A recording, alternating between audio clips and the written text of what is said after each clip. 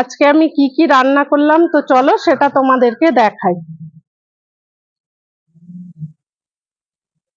তো প্রথমে দেখাই ভাত, এই যে ভাত,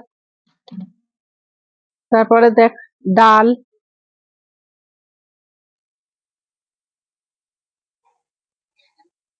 মুসুর ডাল করেছি আজকে,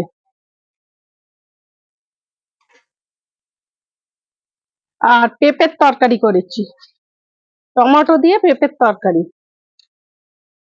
না, আর এখানে আছে কাঁকরোল ভাজা,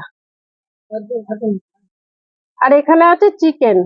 চিকেনটা দেখো বেশ লাল লাল ঝাল ঝাল, 15 টাকা পিস। আর এখানে আছে মাছ।